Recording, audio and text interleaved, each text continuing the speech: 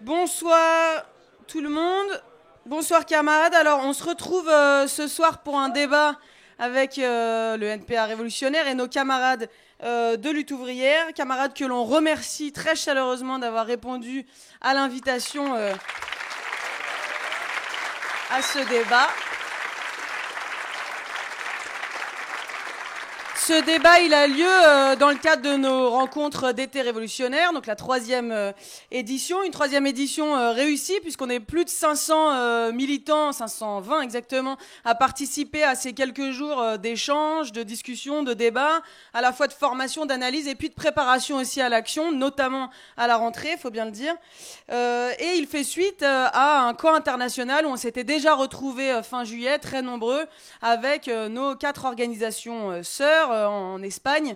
Voilà, donc on est très content d'accueillir ce soir nos camarades de lutte ouvrière et de commencer ce débat. Et je vais donner la parole pour ça à Armelle.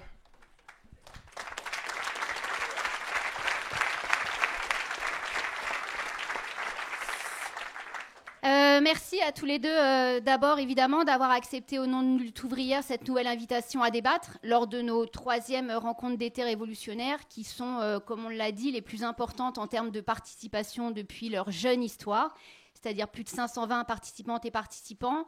Et on espère, même si vous avez les mêmes têtes en face de vous que les années passées, ne pas avoir un débat, un échange redondant, mais qu'il soit bien à l'image des divers moments de l'année écoulée et de la rentrée qui se profile. Exigeant évidemment parce que l'offensive capitaliste, l'instabilité parlementaire et un peu aussi de fait des institutions est aussi impactée par les mobilisations, les résistances qui sont les conséquences de la colère qui anime une partie de la classe ouvrière et de la jeunesse. Cette situation mouvante, elle nous oblige à tenter de comprendre, parfois et en ce moment même en accéléré, les prises de position, les mécanismes, les combinaisons de la bourgeoisie, mais aussi de la gauche institutionnelle, en peu de temps, afin d'essayer de définir le rôle et les tâches qui nous incombent, comme c'est précisément le cas au moment où on parle et à quelques jours du 10 septembre. Alors, on souhaiterait, si vous en êtes d'accord, dans ce temps court de discussion, revenir sur les éléments qui permettent et le bilan d'une part, et de se positionner, de se donner les moyens d'agir, d'intervenir dans la situation politique et sociale. Cette situation dans laquelle la date du 10 septembre, partie des réseaux sociaux, aux contours hétérogènes, à l'objectif large de tout bloquer, est en train de s'imposer. Pour nous, il faut en être. C'est une occasion d'envisager différemment la rentrée, en partant de l'existant, du point d'appui qu'il représente, afin de mettre de suite dans le paysage la question de la grève, du mouvement d'ensemble et de la grève générale, tout en entamant immédiatement, évidemment, le débat sur le fait que le 10, on ne sera pas en grève pour remettre en place un bon Premier ministre de gauche à la fin. Et de fait, l'annonce du 8 accélère encore davantage l'obligation de prise de position de notre part. Mais une fois qu'on a dit ça, on est certain, comme vous d'ailleurs, on est en train d'affiner nos positionnements, mais aussi de prendre le pouls au fur et à mesure des secteurs, des discussions avec nos collègues et dans la jeunesse qui pourrait, comme toujours, jouer un rôle spécifique et d'accélérateur. En d'autres termes, sur cette question du 10, on va reprendre un peu pour l'illustrer ce que Jean-Pierre Mercier déclarait hier à la télévision. Il disait d'une part que lui en serait, qu'il fallait qu'on soit tous en grève le 10 septembre et qu'il verrait avec ses collègues comment la discussion se jouerait maintenant dans l'usine. Il ajoutait également que tout ce que méritait Bayrou, c'était le déclenchement d'une grande riposte générale dans le pays et que les travailleurs soient maîtres de leur lutte. Sur la base de ce que j'aurais envie de caractériser comme une certaine feuille de route, et que l'on valide évidemment, on aimerait bien discuter de ce que ça peut impliquer comme tâche pour nous, pour vous, pour nous ensemble éventuellement, ou de manière concertée en tout cas, parce que le 10, s'il peut être un accélérateur de la riposte, il ne résoudra pas la question essentielle pour nous, qui est celui du morcellement et de l'émiettement des bagarres, et donc de la nécessité de réfléchir au regroupement des travailleuses et des travailleurs. À ce titre-là, la discussion, elle pourrait repartir aussi du bilan des tentatives, justement, des prises de contact, de rapprochement de travailleuses et de travailleurs sur la question des licenciements, de la politique que nous y menons et pourrions mener. Et on pense, bien sûr, d'abord à Stellantis-Poissy, qui fait quand même l'actualité depuis ce matin et qui confirme tout ce que vos camarades, nos camarades nous disent depuis des mois sur l'avenir de cette usine. Mais on pense aussi, dans l'illustration de cette discussion, à la lutte pour la réintégration de Yann et Gaël et à la relaxe pour les 5 postières et postiers du 92, puisqu'il y a un appel suite au procès du 12 juin et à la décision du 10 juillet. Ce sera un élément de la situation. Et ce, d'autant qu'au moment où on parle, Gaël n'a toujours pas reçu de jugement écrit de sa condamnation, qui confirme quand même la précipitation dans laquelle la justice s'est empêtrée face à la mobilisation importante qu'elle avait devant elle et la nécessité de faire taire un peu ceux et celles qui voudraient renverser un peu la table de ces décisions. La mobilisation autour de ça, elle est le fruit d'une politique des révolutionnaires, de leur organisation, qui rentre en résonance avec une frange des travailleurs qui, d'expériences de lutte et de grève ou d'expériences de solidarité, ont été menées et ont obligé ou un peu forcé la main à l'ensemble des organisations politiques, syndicales et associatives. Évidemment, je ne pouvais pas dans le lot, c'est évident, à s'y associer et à mettre en lumière la tribune, notamment, qui était parue dans l'UMA. Pourquoi je parle de ça ? Parce que cette mobilisation, elle met en lumière, elle n'est pas du tout la seule, mais elle permet de discuter d'un événement récent, la possibilité pour les révolutionnaires de peser et comment, de ces exemples, il nous semble intéressant de savoir ce que vous en pensez d'abord, comment continuer ensemble à favoriser le regroupement des travailleuses et des travailleurs et notamment l'amplification de ces mobilisations. Enfin, parce qu'on pense que pas plus que les travailleurs et les travailleuses ne doivent être en concurrence, les révolutionnaires ne doivent se regarder en chien de faïence. Et donc on tente de continuer à avancer dans la formulation du pôle des révolutionnaires, avec une méthode, et c'est vrai, Hélène l'a rappelé, cette méthode, pas de manière contradictoire en fait, c'est parce que l'expérience et nos histoires le fait comme ça, cette méthode, elle est en train de s'appliquer pour l'instant davantage avec une déclinaison internationale. Cette méthode, c'est celle de tenter de créer un espace de discussion qui ne soit pas une nouvelle internationale ou que sais-je, autoproclamée et artificielle, ou bien une conférence faite dans l'urgence, mais qui permet d'être un cadre d'éclairage de nos politiques, de nos organisations, du milieu que nous avons autour de nous, d'une meilleure connaissance de nos histoires et de nos pratiques pour préparer le futur. Cette méthode-là, elle nous a permis d'organiser cette année la conférence de Paris. Celle de 2026, la 4e, se tiendra de nouveau à Paris. Mais elle nous a aussi permis d'organiser le premier camp internationaliste avec des organisations sœurs. Et évidemment, on aimerait mettre en discussion, non pas un camp internationaliste avec vous l'année prochaine, quoique, mais un peu la question de cette méthode. Et c'est pour ça qu'on trouve que c'est très important, le cadre que nous avons ici, qui constitue de fait un dialogue continu. On espère que ce cadre-là et ce dialogue continu, on pourra l'avoir avant le mois d'août les prochaines années, notamment à la fête de Presles, à laquelle on vous remercie de nous donner un espace d'expression chaque année. Mais dans cette situation-là, évidemment, cette déclinaison, on va la faire porter non pas de manière très théorique, mais sur des éléments de la situation, parce que la situation, elle va être marquée aussi par des échéances électorales, les unes connues, les municipales, les autres, peut-être d'un oui, peut-être d'un non, on ne lit pas dans le mar de café, qui seraient des législatives anticipées. De notre point de vue, évidemment, on le voit déjà, il va y avoir une véritable course à l'échalote de la gauche institutionnelle autour de la question de l'unité, unité qui serait un énième rempart au rassemblement national. On pense évidemment que ça ne correspond pas du tout à la situation, mais ce qui y correspondrait quand même, c'est de pouvoir, bien sûr, qu'il y ait une expression des révolutionnaires, qu'enfin les travailleurs, les travailleuses et la jeunesse, à l'occasion de ces échéances, puissent exprimer les idées qu'ils portent, les actions, les engagements qu'ils ont, leur rage aussi et leur envie d'en découdre, de ne pas subir, de lutter, de reprendre le pouvoir.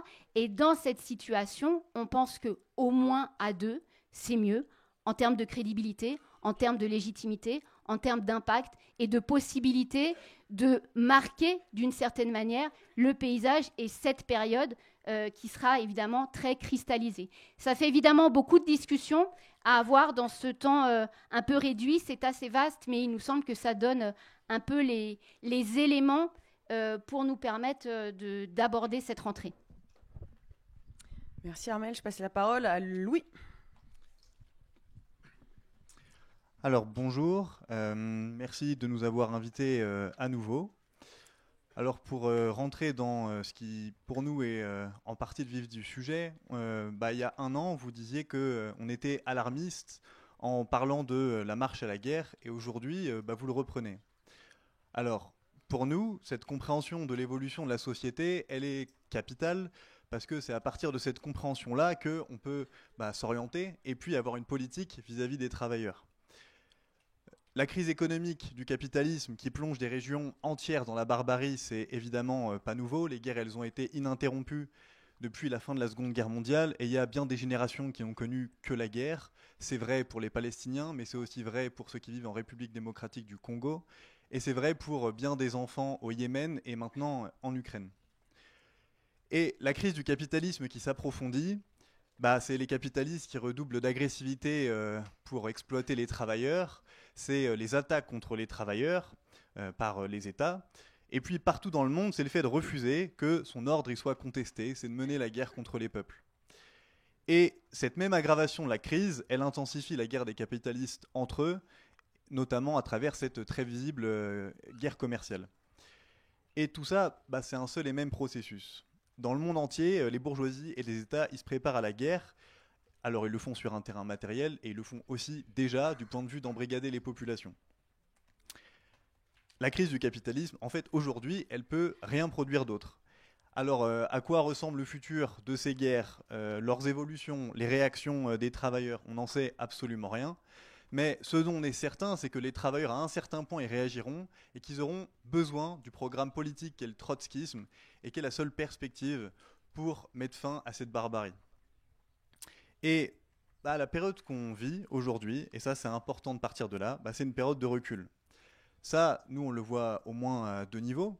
On le voit d'une part dans la faible combativité de notre classe, du moins en France et pour l'instant. Et puis, on voit que la grande majorité des travailleurs, ils ne se sentent pas de réagir. Et puis, d'autre part, là où on a un véritable rôle à jouer, c'est dans le recul de sa conscience. Et cette conscience, aujourd'hui, elle est basse. Pour partir quand même de la base de notre compréhension de ce que c'est que la conscience des travailleurs, aujourd'hui, il y a beaucoup de travailleurs qui s'identifient même plus comme appartenir à la classe ouvrière. Alors ça, c'est le résultat de l'évolution de la lutte des classes, de la trahison successive d'organisations ou de l'abandon qui disaient représenter les travailleurs. Et c'est important pour nous parce que aujourd'hui, pour nous, être communiste, ça commence par assumer cette situation de recul. Et sur ça, on a un désaccord parce que vous minimisez, voire niez en fait cette période de recul et de marche à la guerre. On parle, pas comme vous, de mobilisation massive, comme vous le dites, notamment dans vos derniers textes de congrès, en parlant de ces dernières années en France, aux États-Unis ou en Angleterre. Et on pense que le faire, c'est bluffer, et que le problème, c'est que bluffer sur l'état réel de la lutte des classes, ça aide en rien à la conscience de notre camp, et que, au contraire, on a besoin, même à un niveau élémentaire, de sortir des formules pour comprendre ce qui se passe autour de nous dans la société. Les travailleurs, ils en ont besoin. Donc, on est de tous les combats des travailleurs quand ils existent et quand on a les moyens d'y participer, mais être partie prenante de toutes les luttes en général et regarder ce que sont les mobilisations en parlant avant tout de lutte en général, c'est pas la même chose. Pour nous, derrière le mot lutte, la question qu'on se pose pour commencer, c'est quelle classe sociale lutte, à quelle échelle, pour quels objectifs. Et c'est pas l'orientation que vous défendez, notamment dans votre dernière déclaration du Congrès national. je vais citer juste une phrase, vous dites « Dès les prochaines semaines, nous militerons pour le regroupement des luttes contre les licenciements et les budgets d'austérité dans les facultés. » Alors ça peut sembler très simple de le dire comme ça, mais pour notre part, on ne cherche pas à mettre sur le même plan les travailleurs et les étudiants. Notre orientation fondamentale, elle est dirigée par la nécessité pour les travailleurs de diriger leur lutte à renforcer leur propre camp, et ça veut dire la conscience de leur classe. Et le marxisme, il permet de comprendre que le rôle des militants, il n'est pas de déclencher les luttes des travailleurs. Notre problème, il est de renforcer la conscience des travailleurs jusqu'à ce qu'ils en arrivent à la prise du pouvoir. Et pour le faire, on a besoin au moins d'une compréhension qui soit à la hauteur de cette tâche et des enjeux de la période. Et déjà, ça veut dire au moins commencer par vouloir combler cet écart, qui est aujourd'hui évidemment immense. Et c'est d'ailleurs ça qui nécessite l'existence d'un véritable parti ouvrier communiste révolutionnaire digne de ce nom, qui aujourd'hui fait défaut et qui manque cruellement. Et force est de constater que on n'est pas d'accord sur cette orientation. Et en fait, notre désaccord, il se traduit notamment par ce qu'on dit et ce qu'on comprend de la marche à la guerre. Au moins ça à deux niveaux. Alors il y a le premier qui porte quand même sur la nécessité de regarder cette situation en face, de marche à la guerre, qu'on considère que vous minimisez. Et le deuxième, il est sur notre compréhension des guerres, particulièrement sur la question de l'impérialisme. Et c'est sur ça que je vais un peu développer. Dans votre premier texte de congrès sur la situation internationale, vous dites, et je vous cite, « Mettre excessivement l'accent sur le danger réel des guerres interétatiques à venir expose au risque de minimiser les guerres de classe et guerres contre les peuples. » Fin de citation. Mais en quoi parler des guerres qui vont opposer les armées les plus puissantes du monde, ça minimiserait quoi que ce soit? En fait, en réalité, c'est vous qui minimisez la situation en disant que l'évolution et l'aggravation de la crise du capitalisme, il vaudrait mieux pas la regarder en face et se concentrer sur autre chose. Eh bien, déjà, on considère que cette évolution, elle est qu'en au début, elle en est qu'au début, et qu'il faut absolument qu'on la regarde en face. Et puis, en le faisant, en fait, c'est quand même séparer la lutte des classes et la marche à la guerre. Et le poser de cette manière-là, c'est le faire comme le font bien des groupes de gauche pour qui les attaques du gouvernement, c'est des problèmes séparés des guerres. Et par là, ils renforcent que les guerres, c'est avant tout des choix des gouvernements. Sur la guerre en Ukraine, vous dites qu'elle a été, je cite, « déclenchée par l'invasion du pays par l'armée de Poutine » et qu'il est tout aussi important de dénoncer les responsabilités de l'impérialisme américain, car ils ont cherché un apport au profit et marché des multinationales américaines. Fin de citation. Et en fait, c'est de cette même manière dont vous parlez régulièrement dans votre presse quand vous parlez des impérialistes avant tout comme des profiteurs. Mais le faire, c'est gommer l'impérialisme. C'est quand même mettre au second plan le fait que les États-Unis, en tête, l'impérialisme, depuis la chute de l'URSS, il n'a fait que encercler la Russie, tous les pays et territoires qui lui étaient liés. Et pas partir de là pour expliquer l'attaque de Poutine en Ukraine, c'est justement effacer le rôle de l'impérialisme. Et puis, ça s'arrête pas là, vous appelez même la Russie impérialiste. Mais qu'est-ce que vous voulez dire par là? Est-ce que ce que vous voulez dire par impérialiste, c'est que l'agression militaire rend impérialiste? Mais au fond, utiliser ce mot impérialiste comme ça, c'est l'utiliser de la même manière que les politiciens et les intellectuels bourgeois, qui nous font croire que les impérialistes, c'est les agresseurs. Et ça, quand même, c'est ce que la bourgeoisie, elle défend et qu'elle cherche à défendre, parce que ça permet aux pays riches de montrer que ceux qui les attaquent, ce sont eux les agresseurs, et que eux, ils sont pour la paix, alors que c'est eux qui dominent le monde et qui asphyxient les peuples du monde entier. C'est eux qui provoquent le déclenchement de ces guerres. Et ça, c'est fondamental pour qu'on soit capable de s'orienter dans la période. Et pour les marxistes, c'est important de se le dire, l'impérialisme, c'est pas les agressions militaires. L'impérialisme, ça a été la transformation historique du capitalisme. Ce sont les monopoles qui, dans un petit nombre de pays comme la France, l'Angleterre, l'Allemagne ou les États-Unis, ont dominé le monde et se le sont partagés.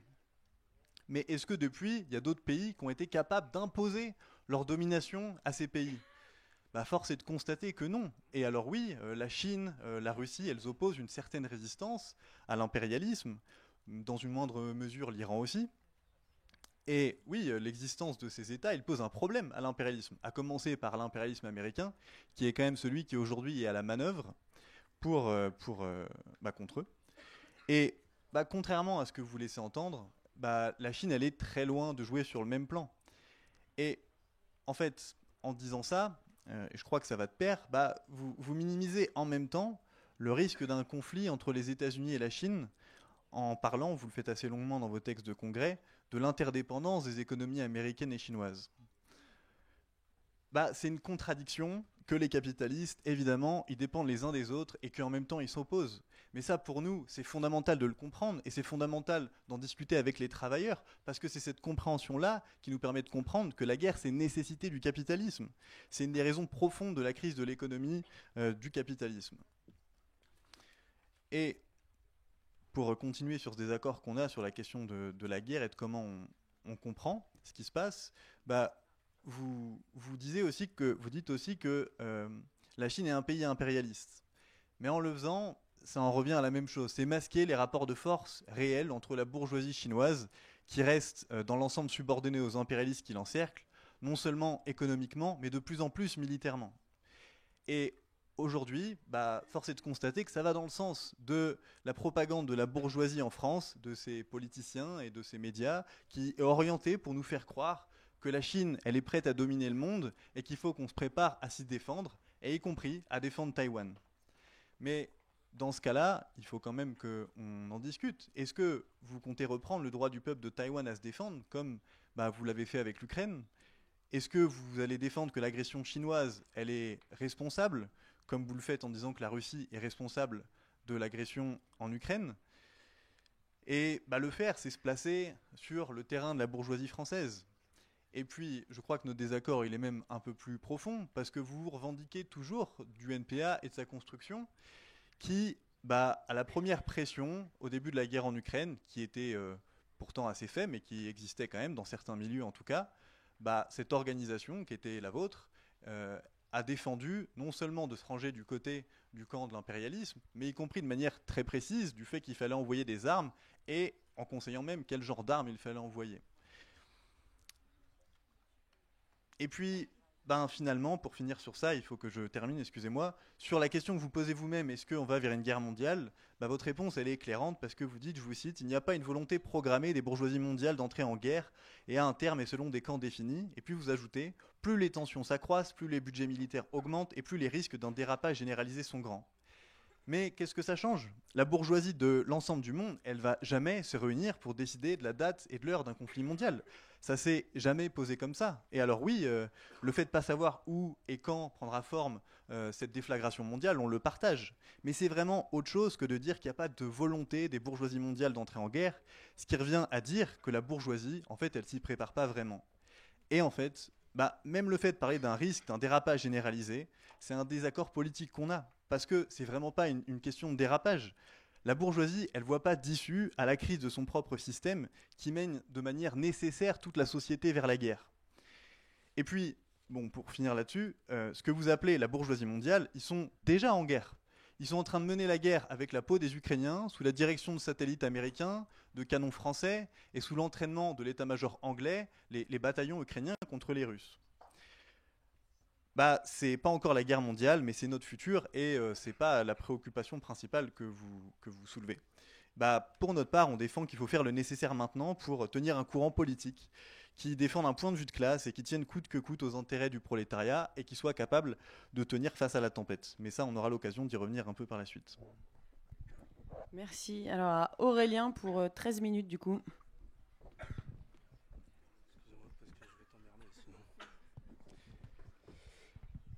Ouais, pour reprendre bien sûr ce débat qui est bien commencé. Moi, ce que je trouve bien, c'est que entre révolutionnaires, dans les débats, on se dit les choses, on s'ennuie pas. Je voudrais avoir une pensée, que vous ayez tous une pensée en cet après-midi, puisque en même temps que notre débat LONPAR, il y a un fantastique débat entre la bureaucratie CFDT et un ex-futur Premier ministre François Bayrou. Qui, à mon avis, Bayrou et la CFDT ont encore plus de différences que vous et nous, et c'est beaucoup dire parce qu'ils sont très proches, Bayrou et la CFDT. Mais leur débat sera très rond et il n'y aura pas d'échange d'arguments comme nous, on a commencé à le faire, et c'est très bien comme ça. On en est au 3e débat dans les RER, où vous avez accepté de venir débattre et on vous en remercie. Dans le premier débat, on avait choisi, nous, comme axe, de présenter les raisons de la scission, notre volonté farouche d'indépendance politique vis-à-vis de la gauche institutionnelle, des bureaucraties syndicales et de toutes les voies de garage dans lesquelles la bourgeoisie cherche à emmener les mouvements lorsqu'il y a des explosions sociales. Dans un deuxième débat, on avait choisi de centrer sur les questions internationales, comme tu viens d'y revenir et de le rappeler. Et cette année, on avait quand même plutôt décidé, envie en tout cas, de discuter avec vous des problématiques qui sont nombreuses et que Armel a déclinées sur la rentrée. Cela dit, bien sûr, nous, on est ouverts à tous les points de débat et il faut qu'on les prépare d'ailleurs dans l'avenir et qu'on les multiplie pour pouvoir à la fois cerner mieux les désaccords et lever quelques malentendus. T'es parti de nos textes, de notre plateforme de congrès. T'as très bien fait. D'ailleurs, tu remarqueras que dans cette plateforme, on affirme que l'organisation que nous construisons est une organisation trotskiste. T'es parti du texte de congrès et moi, je vais partir des vôtres. En fait, le désaccord, il n'est pas sur la possibilité d'un dérapage mondial. D'ailleurs, tu l'as très bien cité dans la manière dont on l'a dit. C'était tout à fait cohérent, à mon avis. Le désaccord, il n'est pas sur la montée des périls militaristes, des budgets militaires et de la guerre. Le désaccord, il est sur l'analyse de ce qui est en train de se passer. Nous, on analyse comme des rivalités impérialistes, c'est-à-dire des rivalités entre différentes puissances impérialistes, dont aucune n'est sur le même plan que les autres. Tu as raison de souligner que les USA sont une superpuissance totalement dominante encore aujourd'hui et que la Chine ne fait que leur arriver à la cheville, mais c'est suffisant pour déstabiliser et nous faire rentrer dans une ère d'instabilité où l'impérialisme dominant, les USA, ont décidé de changer les règles du jeu avec toute l'instabilité que ça engendre. Tu nous interpelles sur la question de Taïwan. Mais moi, je vais vous interpeller en retour. Dans vos textes de congrès, qui s'est tenu à peu près au même moment que le nôtre, vous indiquez qu'en cas de déclenchement d'une guerre entre les USA et la Chine, vous seriez dans le camp de la Chine. Mais il est là le désaccord. On ne sera pas dans le camp de la Chine. On sera dans le camp du prolétariat comme il se doit dans une guerre entre différents impérialistes. Voilà, il n'y a pas de caractère progressiste à l'État chinois, même si c'est un second couteau comparé à l'impérialisme américain. Mais j'ai envie de dire, ça, c'est des débats qu'il faut qu'on affine. Hein. Il y a plein de formulations que tu dis, il faut qu'on réfléchisse dessus, il faut qu'on discute. Et vous gagnerez certainement, vous aussi, vous gagneriez à soumettre à la discussion aussi certains de vos écrits. Je ne reviens pas sur l'idée que Poutine est le continuateur de Staline, mais justement, le lapsus est très révélateur, puisque vous écrivez que la Russie est telle que l'URSS, encore et toujours un État ouvrier très très dégénéré. Bon, c'est des choses qu'il faudra qu'on discute. Mais qu'est-ce qui nous rassemble dans cette période-là ? Bah, tu l'as dit, c'est une forme d'antimilitarisme, un antimilitarisme qui n'est pas un pacifisme, mais qui est un antimilitarisme de classe, parce que nous voulons mettre au centre la guerre sociale face à la guerre que proposent les capitalistes. On ne sépare pas du tout la lutte des classes et la marche à la guerre, bien au contraire. Et je crois qu'on a ça en commun, à la fois essayer d'avoir une compréhension en faisant des hypothèses sur la situation mondiale, qui malheureusement, vu notre petite taille respective, nous échappe par bien des aspects, parce qu'avoir des militants qui sentent les situations, y compris en Asie, ça serait quand même d'une grande aide pour y voir plus clair. Mais il y a quelque chose qui nous rassemble, il y a un point commun, c'est que nous, ce qu'on voit derrière cette guerre, c'est la continuation de la lutte de classe. C'est que la guerre, y compris la guerre entre impérialistes, si elle devait se déclencher, ce sera avant toute chose une guerre sociale. Et que, y compris des impérialistes qui sont déjà entrés en conflit très ouvert et très direct, comme par exemple les USA et la Russie, quelques mois avant l'invasion de l'Ukraine par le régime de Poutine, tout le monde était d'accord pour que Poutine soit le chien répressif qui allait écraser, après la grève générale en Biélorussie, le soulèvement du Kazakhstan. Et c'est ça auquel on fait face. C'est que les impérialistes peuvent se faire la guerre, mais ils seront toujours, avant toute chose, alliés contre la classe ouvrière et les peuples qui se soulèvent. Alors, qu'est-ce que ça veut dire, cette guerre sociale ? Mais ça veut dire qu'aujourd'hui, dans la discussion qui nous anime, et je vais prendre la deuxième moitié de mon intervention là-dessus, pour y revenir, la discussion sur la mobilisation du 10 septembre contre la guerre que Bayrou a déclarée au monde du travail. Mais le budget militaire a une importance capitale dans cette discussion-là. Et tout le monde le voit bien au-delà des rangs des révolutionnaires. C'est ça aussi, cette guerre qu'ils préparent. C'est une guerre qu'ils ont déjà ouverte contre les travailleurs. Alors, Armelle l'a déjà dit, je prends une parenthèse pour le redire. Tous les désaccords que nous examinons ici, et tous les points d'accord, c'est exactement la méthode que des camarades d'organisation italienne, dont l'Ota Comunista, ont utilisée pour déclencher les conférences de Milan, que nous avons rejointes, qui sont aujourd'hui des conférences qui se situent à Paris. Nous avons discuté, on n'a pas cherché à se mettre d'accord au préalable, à signer des thèses, à s'engager les uns les autres.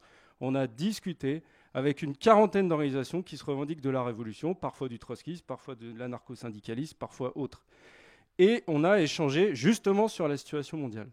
Eh bien, nous vous le redisons, ce genre d'échange est précieux, surtout si vous jugez que nous avons une position qui est trop, pas assez alarmiste sur la possibilité et l'impact très présent du développement de la guerre. C'est très précieux d'avoir ces discussions, parce que si la catastrophe se déclenchait, eh bien, tous ces liens entre organisations seront absolument indispensables et nous permettront d'avancer plus rapidement. Alors, tu as parlé aussi du recul, période de recul. Nous, dans nos textes ou dans notre presse, on ne reprend pas cette expression parce que le recul par rapport à quoi ? Mais je ne vais pas faire semblant de ne pas voir ce que tu veux dire. Évidemment, un recul de la politisation dans la classe ouvrière, de la combativité. J'ajouterais seulement que la politisation derrière les partis staliniens qui étaient nationalistes et qui faisaient tout pour sauver la bourgeoisie à chaque instant et à chaque crise sociale était autant un avantage qu'un obstacle, on va le dire comme ça. Mais ok, recul. Mais aujourd'hui, là, tout de suite, la semaine prochaine, on est face à une situation en fait. Une situation qui nous oblige, une situation dans laquelle on peut dire « Ah, mais nous vivons une période de recul ». Très bien, dites-le dans les AG de grévistes du 10 septembre, il n'y a pas de problème. Nous, on dira autre chose. Mais une situation qui oblige à avoir une politique. Alors, on est face à cette crise politique que vous caractérisez comme telle dans vos textes de congrès, qui est bien sûr liée, je l'ai déjà dit, à la situation internationale, à l'incapacité de la bourgeoisie de sortir de son offensive patronale et de continuer à gouverner comme avant. Ça se traduit par une poussée de l'extrême droite que les appels au 10 septembre et le fait qu'ils aient été très repris dans des tas de milieux populaires avant même que le 10 septembre ne se passe, commence déjà à mettre en cause. Qu'est-ce qu'elle dit l'extrême droite sur le 10 septembre ? On va régler ça au Parlement, il va falloir quand même faire des économies. Ça ne va pas l'aider dans les milieux populaires. Bah oui, parce que c'est la lutte des classes qui fait évoluer les consciences, bien évidemment. Alors, est-ce qu'on fait un pronostic, nous, sur le 10 septembre ? Non. J'ai envie de remarquer que Bayrou semble avoir fait un petit pronostic. Bon, alors tant mieux. Ils ont des renseignements certainement meilleurs que les nôtres. Mais en tout cas, on ne fait pas de pronostic parce qu'on sait qu'un mouvement, ça peut partir d'une manière, d'une autre. C'est effectivement pas nous qui décidons. Mais qu'est-ce qu'on fait ? On se met en position d'y intervenir. On se prépare, on pousse. Et puis d'y intervenir, pourquoi ? Parce que même si on se disait qu'il y a peu de chances que ça prenne, si ça prend pas, ça prend pas. Et puis on s'est mis en position pour intervenir et ça n'a pas pris. C'est pas grave. S'il y a des chances que ça prenne, on s'est mis en position pour intervenir. Et là, ça ouvre des possibilités qui, comme vous le savez, et je crois que c'est notre culture commune à tous, une poignée de militants dans une situation politique qui bascule peut avoir une importance capitale à condition qu'ils soient au bon endroit, au bon moment et surtout avec la bonne politique. Alors, intervenir comment et sur quoi ? On est face dans cette crise politique à une peur, une trouille du pouvoir. Que cette crise, elle quitte l'arène parlementaire où elle est faite pour vivre. Le Parlement est là pour gérer, canaliser, organiser les crises politiques et qu'elles ne débordent pas trop. Et que ça se traduise dans la rue, dans les grèves, sur les lieux de travail, dans la jeunesse. Bon, nous, c'est exactement ça qu'on veut. La gauche, les appareils de gauche, et y compris au premier rang desquels la France insoumise de Mélenchon. Leur politique, c'est quoi ? Se mettre à la tête, ou prétendre se mettre à la tête de ces possibilités de mouvement pour mieux les canaliser dans une impasse institutionnelle, pour que justement le mouvement n'aille pas jusqu'au bout de ses possibilités et devienne une vraie menace pour la bourgeoisie. Et une vraie menace pour la bourgeoisie, c'est jamais au Parlement.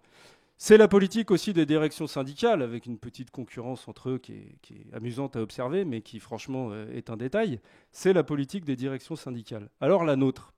Et quand je dis la nôtre, c'est celle des révolutionnaires en vérité, si vous regardez les organisations que ça définit. Mettre en avant un programme de lutte pour le monde du travail, un programme de lutte sur des objectifs de classe. Viser le patronat. Parce que derrière Bayrou, dont personne ne pleurera la situation, derrière Macron, dont s'il venait à sauter, personne ne pleurerait la situation, viser le patronat. Et puis, la solution politique à une mobilisation, elle est dans la lutte des travailleurs eux-mêmes. C'est-à-dire qu'il faut que les travailleurs, dans une lutte, prennent leurs affaires en main. Assemblée générale, comité de lutte, comme a dit Jean-Pierre Mercier, comité de grève, qu'il faut préparer dès maintenant. En pratique, ça veut dire quoi ? Ça veut dire, bien sûr, participer aux assemblées générales en cours qui veulent préparer le 10 septembre, mais ça veut dire aussi que nos camarades dans les entreprises qui sont des travailleurs qui s'adressent aux syndiqués, aux non-syndiqués, qui ont aussi des responsabilités syndicales, fassent des appels à la grève le 10 par toutes les responsabilités qu'ils peuvent. Et puis, dans la grève du 10, préparer de s'adresser largement à tous les travailleurs. À la base, c'est aux grévistes de décider, etc. Alors, pour faire ça, c'est toute une activité. Et on est tous tout petits. On est même plus petits que vous, vous le savez bien. On est tous tout petits et c'est toute une activité. Et pour sentir une situation qui évolue très vite, on n'aurait pas eu la même discussion avant-hier, voyez.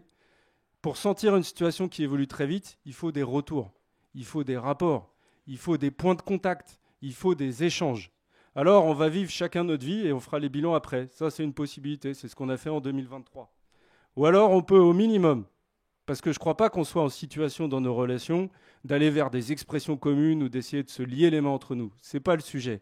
Mais on peut au minimum avoir des points de contact pour savoir ce qui se passe, pour sentir les choses, pour s'échanger des informations, des rapports qui aideront notre compréhension et qui aideront nos interventions respectives dans ce mouvement. Parce que, encore une fois, comme l'a dit Armelle, moi aussi, je reprends l'intervention de Jean-Pierre Mercier. Je reprends votre éditorial qui est sorti hier soir. Franchement, aucun problème avec ça pour ce qui est des jours qui viennent. Merci. Et la parole est à Marie. Oui, alors ça tombe bien, on va pouvoir s'expliquer effectivement parce que je pense que ce qui est caractéristique, c'est qu'en fait, derrière les mêmes mots, on ne met pas la même réalité.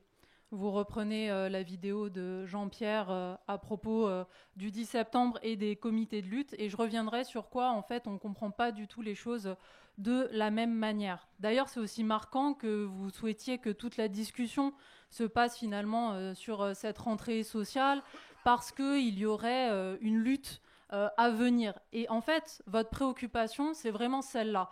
Vous l'avez dit, Armelle, tu viens de le dire, amplifier les mobilisations, c'est quelque chose qu'on retrouve constamment dans votre presse, dans vos interventions, et on sent qu'en fait, c'est ça votre préoccupation.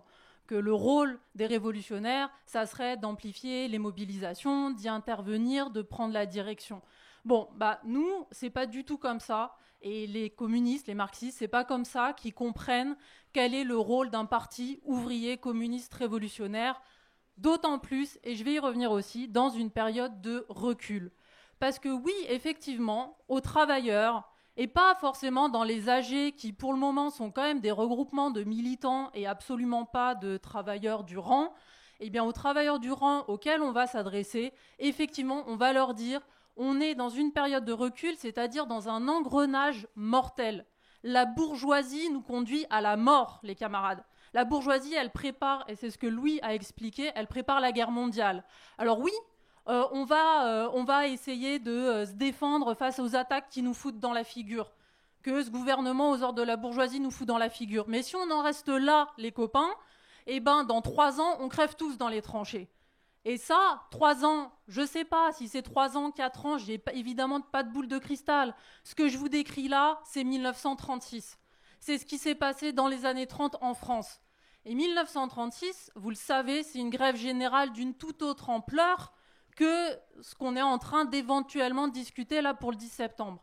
Vous avez une grève générale comme il n'y a pas eu. Il y a des occupations d'usines, il y a la classe ouvrière qui est à l'offensive. Qu'est-ce qui se passe? Il y a une direction bourgeoise. Il y a une direction bourgeoise qui dit quoi aux travailleurs? Qui dit « c'est bon, il y a eu les concessions, vous avez eu les congés payés, vous avez eu les délégués, vous avez eu les 40 heures, vous rentrez ». Et les travailleurs, ils sont rentrés parce qu'il n'y avait pas d'autre direction. Il n'y avait pas des militants, ouvriers, communistes, révolutionnaires en capacité de dire « là, ce qui nous pend au nez, c'est une guerre mondiale. Si on n'arrache pas le pouvoir à la bourgeoisie, on va tous crever ». Et le problème, c'est que c'est ce qui s'est passé. Parce que ce qu'ils ont arraché en 1936, en 1937, en 1938, en 1939, c'était liquidé. Et en 1939, c'était tout le monde sous l'uniforme et tu vas crever pour la bourgeoisie française. Alors oui, nous aujourd'hui, ce dont on a envie de discuter avec des travailleurs qui sont révoltés par la guerre que Bayrou Macron leur a déclarée, c'est pas la seule guerre à laquelle tu dois t'attendre. En réalité, tu as une autre guerre. On a tous une autre guerre qui nous pend au nez. Et qu'est-ce qu'on fait dans cette période? Et cette discussion-là, on veut la voir avec nos camarades de travail, dans les usines, dans la classe ouvrière. Parce que ça aussi, c'est une grande différence qu'on a entre nous. Nous, ce qu'on veut, c'est construire des noyaux de travailleurs conscients des enjeux, de travailleurs que ce qui nous attend, c'est ça. Parce que fondamentalement, nous, on est optimistes. On sait que les travailleurs, ils sont capables de s'affronter à tous ces obstacles et de s'affronter à toute l'horreur et la barbarie que la bourgeoisie, elle planifie. Mais qu'autant, pour y arriver, il faut qu'il y ait des militants qui leur disent clairement les choses. Alors oui, on dit clairement les choses, on dit que c'est la guerre qui nous attend. Et ça, c'est pas ce que vous faites. Parce que vous dites, à partir du moment où il y a des luttes, c'est super. On va être tous ensemble. Et puis, plus on est tous ensemble, mieux c'est. Mais ça, c'est pas vrai. Parce que toutes les luttes, c'est pas des luttes... déjà, c'est pas automatiquement des luttes de travailleurs. Il n'y a rien d'automatique. Il y a aussi d'autres couches de la population qui peuvent tout à fait se mettre en colère et l'exprimer. D'autre part, quand c'est mélangé... Moi, je reprendrai un exemple récent, les Gilets jaunes. Il y avait des ouvriers dans les Gilets jaunes, un certain nombre. Et puis, il y avait aussi des petits patrons. Qui c'est qui a donné le ton? Qui c'est qui a mis en avant ces revendications? C'est les petits patrons. Parce que les ouvriers, c'est une classe exploitée, à qui on dit toute la journée de ne pas parler, de baisser la tête, d'obéir, à l'usine, dans la société, mais aussi dans les luttes. Parce qu'il y a toujours d'autres représentants, il y a toujours d'autres classes qui, eux, se sentent toujours très à l'aise, la petite bourgeoisie, les petits patrons, certains, même des étudiants, ils sont bien plus à l'aise pour causer et pour mettre en avant leurs problèmes que les ouvriers. Nous, dans cette période, ce qu'on veut, c'est que ce soit les ouvriers qui mettent en avant leurs revendications, leurs préoccupations, leurs intérêts, et qu'ils se démarquent. Le problème, pourquoi il faut un parti? Il faut un parti pour trancher. Il faut un parti pour dire, c'est pas tous ensemble, c'est les ouvriers. Parce que la seule force sociale qui est capable, dans la société, d'arracher le pouvoir à la bourgeoisie, de les exproprier, d'en finir avec la barbarie capitaliste, c'est la classe ouvrière. Et le problème fondamental, c'est que cette classe ouvrière, il faut qu'elle ait une indépendance politique. Il faut qu'elle s'exprime sur ses intérêts à elle. Et vous, c'est pas ça que vous construisez. Moi, je le dis, c'est pas une provocation, c'est ce que je constate. Depuis ce matin, ce que j'entends, c'est faut qu'on se délimite par rapport à la gauche institutionnelle. Mais c'est pas le problème, les camarades. Faut qu'on se délimite sur une base de classe. Pourquoi ça vous préoccupe autant que ça, la gauche institutionnelle? Moi, je pense que c'est parce que ceux à qui vous vous adressez, le milieu dans lequel vous êtes, le milieu duquel vous subissez la pression, c'est un milieu qui regarde vers la gauche. Alors, vous cherchez à chaque fois à vous délimiter par rapport à lui. Nous, c'est pas notre préoccupation. Voilà. Nous, notre préoccupation, c'est de se délimiter sur une base de classe. Et c'est quand même indispensable, parce que pour le coup, dans ce qui nous attend, et ce qu'a commencé aussi à développer le camarade, je pense que là, en réalité, on n'est pas prêt. On vit dans un pays riche, on vit dans du coton en France. La réalité de la guerre, mais même du rouleau compresseur de ce que ça peut être une entrée en guerre, on n'y est pas prêt. Et que la seule manière d'essayer et de faire le plus possible pour tenir dans ces périodes-là, c'est justement en ayant cette implantation de classe et en ayant cette politique-là. Parce que dans le passé, le mouvement ouvrier, il a été plusieurs fois confronté, 14, les années 30, la Seconde Guerre mondiale, et bien des organisations, elles n'ont pas tenu. Et nous, c'est de ces leçons-là qu'on a envie de discuter. Et bon, pour revenir aussi quand même sur le fait que nous, on voit cet aspect-là que finalement, voilà, vous ne voulez pas avertir les travailleurs qu'il va falloir se bagarrer. Vous ne voulez pas leur dire clairement que même dans un mouvement contre les attaques de Bayrou, même dans un mouvement, si on veut, nous, les ouvriers, décider, va falloir qu'on s'affronte. Ça va pas être tous ensemble, c'est super, on est tous dans la lutte et ça va bien se passer. Si on veut avoir des comités de lutte dont parle Jean-Pierre à la télé, c'est des comités d'ouvriers du rang, ça veut dire s'affronter aux directions syndicales. Et s'affronter même aux syndicats. Parce qu'il n'y a pas que les chefs syndicaux d'un côté et puis les syndicats dans l'usine de l'autre. Il y a quand même un appareil et c'est un tout. Et avoir des militants convaincus que c'est une nécessité et qui l'expliquent à leurs camarades de travail, là, on rentre dans le dur. Et il va falloir qu'on se prépare parce qu'ils vont tous être contre nous. On aura le gouvernement, on aura l'État, on aura le patron, mais on aura aussi tous ceux qui font croire qu'ils sont de notre côté.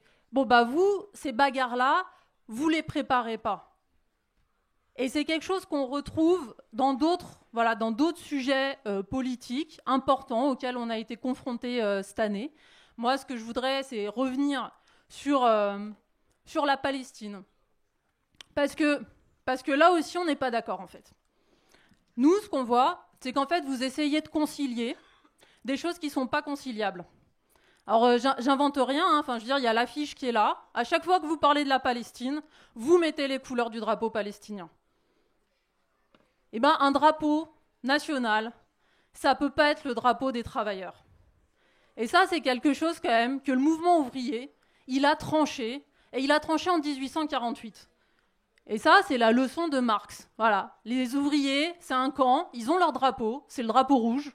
Alors vous le mettez aussi, Et puis, la bourgeoisie, elle a un autre camp, et elle a ses propres drapeaux. Nous, ce qu'on pense, c'est qu'on ne peut pas mettre côte à côte les deux drapeaux. Parce qu'à partir du moment où on fait ça, on embrouille tout. Et on ne permet pas aux travailleurs de comprendre clairement qui sont leurs ennemis, avec qui sont leurs alliés. Et c'est quand même fondamental. On est comme tout le monde ici et bien au-delà d'ici, révoltés par les massacres qui sont en train de se produire, par l'horreur, par la barbarie de Gaza, de la Cisjordanie, de voir ce qui est en train de se dérouler sous nos yeux, effectivement. Mais pour que ça s'arrête, c'est pas en écrivant solidarité avec les Palestiniens et en reprenant un drapeau qui a été celui des nationalistes. C'est pas comme ça que ça s'arrêtera, cette barbarie. Cette barbarie, elle s'arrêtera avec une politique de classe. Et je veux dire, nous, on est en France, on n'est même pas là-bas sous la pression de ce que ça peut être. On est en France, faut qu'on tienne bon sur cette base de classe. Parce que si on ne tient pas bon, alors que la guerre, elle est à plusieurs milliers de kilomètres, qu'est-ce que ça va être quand la guerre, elle sera ici ? Parce qu'à nouveau, nous, c'est ça qui nous préoccupe. C'est comment faire pour que les travailleurs, ils aient un drapeau à eux, ils aient une politique à eux, et ils tiennent bon dans les situations dans lesquelles la bourgeoisie, elle va nous plonger. Parce que la lutte de classe, elle ne s'arrête pas avec la guerre. Ouais.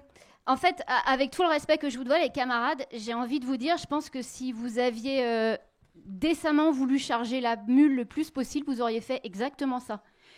C'est-à-dire que là, c'est notre 3e année.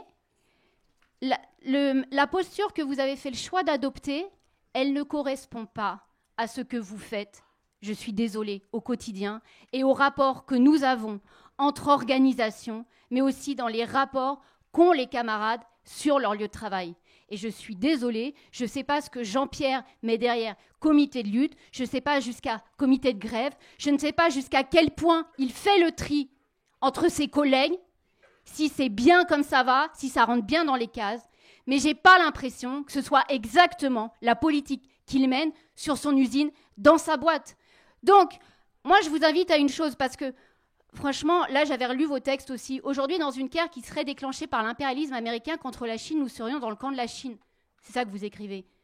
Mais venez à la 4e conférence de Paris, hein. Elle se tiendra à Paris, ce sera dans nos locaux. Ça, c'est exactement des discussions, oui, qu'il faut pousser.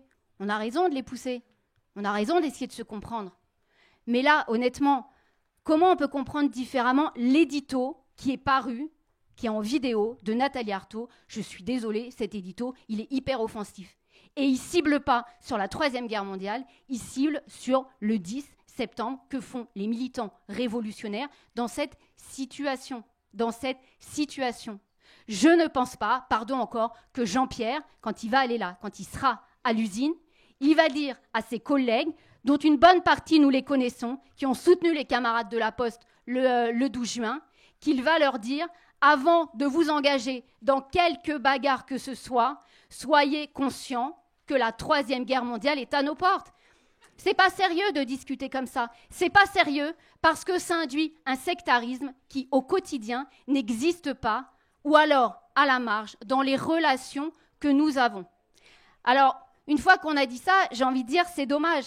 Mais c'est un peu dommage aussi parce qu'en fait, alors que nous, on se trouve dans ce qu'on a dit, une méthode où on ne veut pas brûler les étapes, griller les étapes,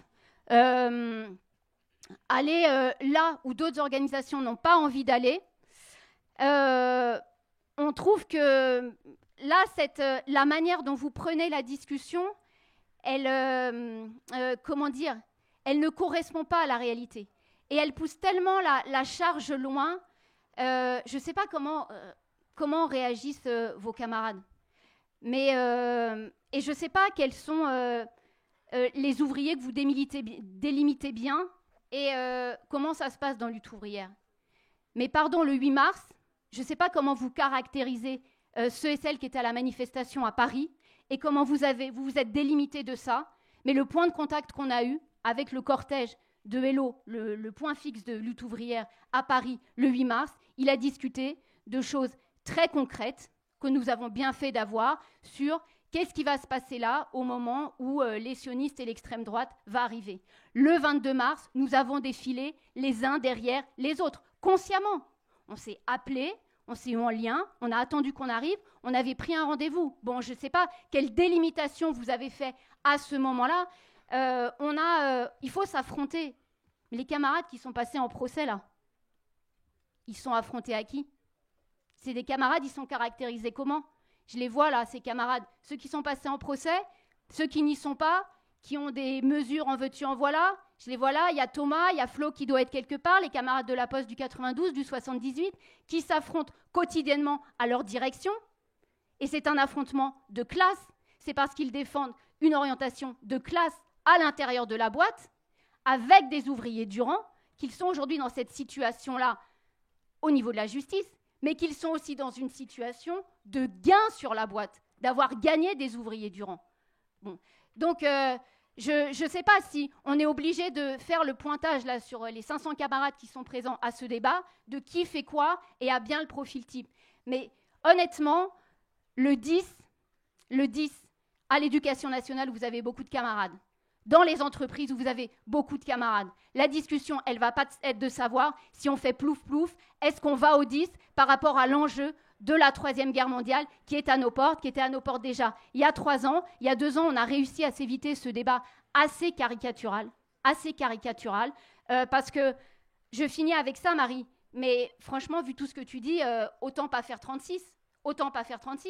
Et si on refait 36, mais autant qu'on fasse en sorte que les militants communistes et révolutionnaires, ils ne soient pas à la remorque, ils ne soient pas derrière. Mais la discussion, elle se passe maintenant. Elle ne se passe pas au moment où l'offensive de la bourgeoisie t'éclate à la gueule. Elle se passe avant. C'est pour ça qu'on construit des partis révolutionnaires effectivement stratégiquement délimités.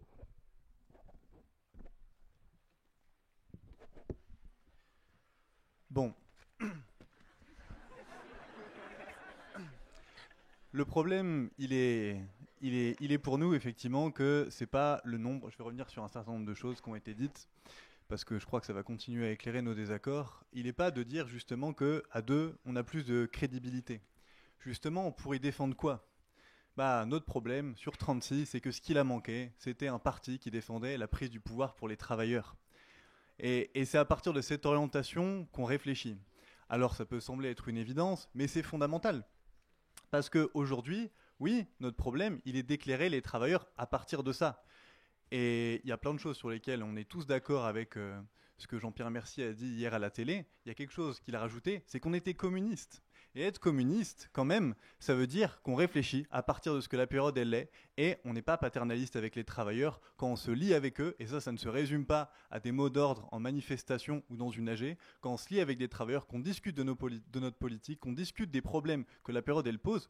Oui, dans une période qui se dirige vers la barbarie généralisée, on a besoin de chercher, de discuter de ça. C'est fondamental pour nous, parce que ne pas le faire, c'est tout simplement ne pas se préparer nous-mêmes et les travailleurs qui sont autour de nous à ce qui est en train de nous arriver dessus.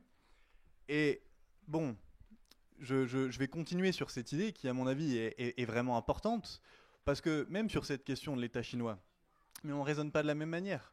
Nous, ce qu'on dit, c'est pas que l'État chinois il est plus progressiste, ce qu'on est en train ou qu'il est meilleur, ou que c'est moins un ennemi pour les travailleurs. Bien sûr que l'État chinois en Chine, il participe, il écrase les travailleurs, c'est son rôle. Oui, très bien. Mais nous, ce qu'on dit, c'est que notre job, il n'est pas de dire l'État chinois, c'est un ennemi. Ça, on l'entend tout le temps et partout. Je veux dire, ce à quoi on va faire face s'il y a un déclenchement d'une guerre majeure avec la Chine, c'est justement que la seule chose qu'on entendra, c'est ça. C'est qu'il faut se battre contre la Chine, contre les Chinois, que c'est une dictature. Et nous, notre problème, il est effectivement pas de créer une organisation qui soit indépendante de la gauche institutionnelle, mais des pressions de la bourgeoisie. Et ça, qui passe partout dans la société, à commencer par où est-ce qu'on milite, où est-ce qu'on construit, et sous la pression de qui on se met. Mais c'est pas que ça, c'est aussi avoir une compréhension claire de ce que c'est que la science du malheur du prolétariat, de comment est-ce qu'on peut s'orienter dans une situation où, oui, c'est le rouleau compresseur qui nous attend. Et notre problème, il est de faire face à la pression de la bourgeoisie qui voudra qu'on se range de son côté contre la Chine. Et oui, bon, on discute de ce qui... vous voulez discuter de ce qui nous rassemble. Mais c'est pas le problème. Enfin, pour nous, le fait de discuter de ce qui nous rassemble, si c'est sur ça qu'on se concentre, très bien. Mais pourquoi on est deux organisations différentes? Pourquoi on a des désaccords? C'est uniquement à partir de ça qu'on peut éclairer ceux qui cherchent des idées aujourd'hui, les travailleurs qui cherchent des idées et qui cherchent à s'orienter, à le faire justement en parlant de nos désaccords.